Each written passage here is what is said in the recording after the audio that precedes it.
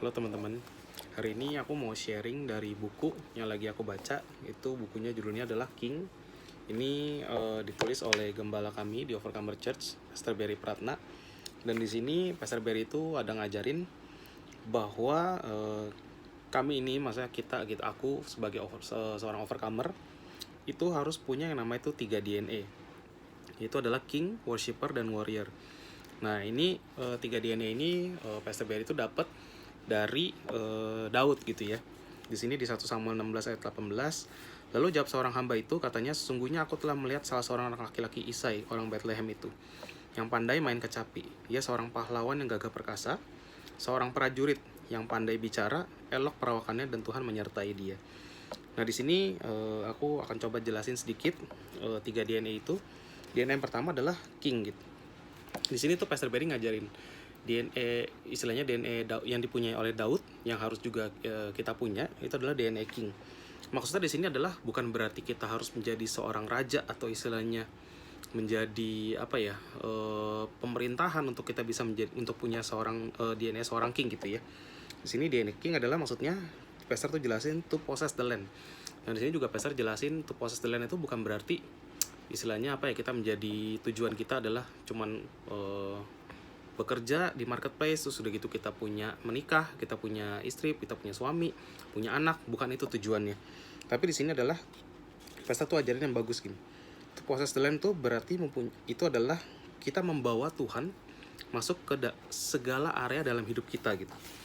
Nah di sini Pastor tuh ngajarin maksudnya King itu bukan berarti kita kerja mati-matian di marketplace, terus udah gitu kita sampai istilahnya seakan-akan kita berpikir bahwa yang penting kan kita udah kasih persembahan, yang penting kita udah kasih perpuluhan, yang penting kita sudah memberi buat gereja. Bukan itu tujuan sebenarnya. Tapi nanti aku akan coba bahas lebih lanjut. Ini aku akan bahas sedikit-sedikit aja. Nah, DNA kedua adalah worshipper. Di sini Pastor ngajarin bahwa kita harus punya DNA seperti Daud adalah DNA worshipper. Di sini maksudnya worshipper adalah kita sebagai seorang penyembah. Dan penyembah di sini maksudnya Pastor bilang itu bukan berarti kita harus bisa punya talenta untuk main musik, atau mungkin kita menjadi worship leader atau kita menjadi singer. Bukan itu maksudnya. Worshipper di sini adalah kita mempunyai gaya hidup seorang penyembah, yang dimana ketika misalnya kita punya masalah, yang kita lakukan adalah kita berdoa sama Tuhan, kita menyembah Tuhan gitu. Jadi ketika kita pun misalnya diberkati, kita tetap menyembah Tuhan, kita tetap istilahnya memberikan hidup kita untuk Tuhan gitu. Jadi di sini maksudnya worshipper adalah bukan kita menjadi worship leader atau istilahnya kita masuk ke dalam tim present worship itu ya tujuannya ya. Lalu yang ketiga, DNA ketiga adalah DNA seorang warrior. Nah di sini Pastor juga bilang DNA seorang warrior itu bukan berarti misalnya kita tiba-tiba jatuh ke dalam titik yang paling rendah. Misalnya kita menjadi orang yang amit-amit miskin, sudah gitu kita harus bekerja mati-matian gitu, kita terus berjuang. Bukan itu maksudnya. Jadi maksudnya seorang warrior adalah seorang yang punya daya tahan atau daya juang.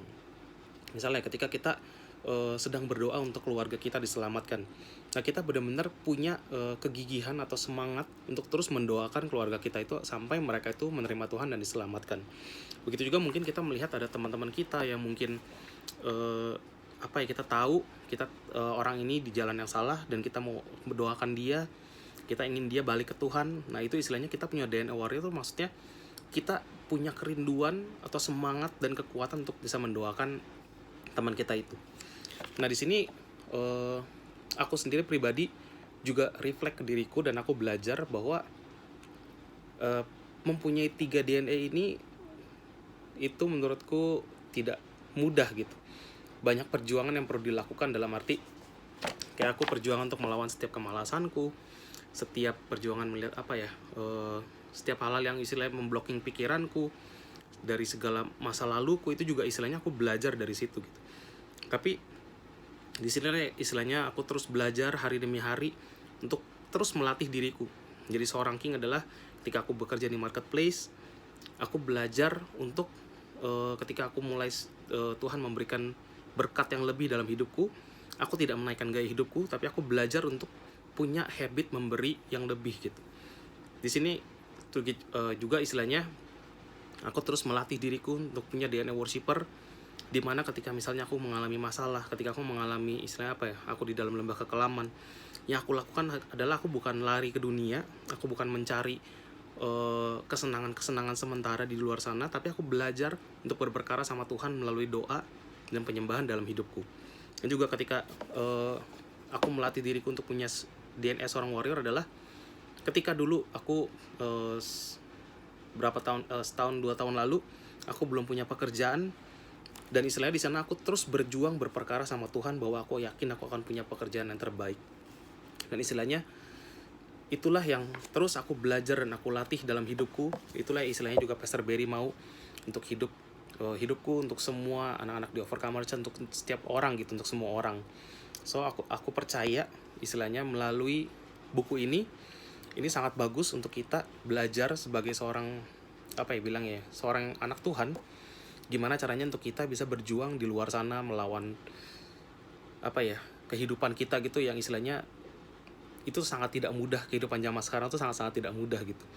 Tapi aku percaya melalui buku ini bisa membekali kita semua untuk hidup berjalan bersama Tuhan sampai garis akhir. So thank you teman-teman, and God bless.